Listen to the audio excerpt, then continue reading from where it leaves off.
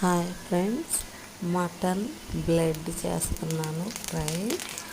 బ్లడ్ని కొంచెం సాల్ట్ వేసుకొని బాండీలో కొంచెం నూనె పోసుకొని దాన్ని ఉడకబెట్టుకోవాలి. చిన్న చిన్న పీసులుగా ఉడకబెట్టుకొని పక్కన పెట్టుకొని బాండీలో నూనె పోసుకొని ఉల్లిపాయ, పచ్చిమిరపకాయ, కరివేపాకు వేయించుకొని అల్లం వెల్లుల్లి పేస్ట్ వేయించుకొని తర్వాత ఈ బ్లడ్ ముక్కలు వేసుకోవాలి. ఈ బ్లడ్ ముక్కలు వేసుకున్న తర్వాత బాగా ఫ్రై చేసుకొని దాంట్లో కొంచెం సాల్ట్, కారం, పసుపు యాడ్ చేసుకొని చివరికి ధనియాల పౌడర్ వేసుకోవాలి ఫ్రెండ్స్.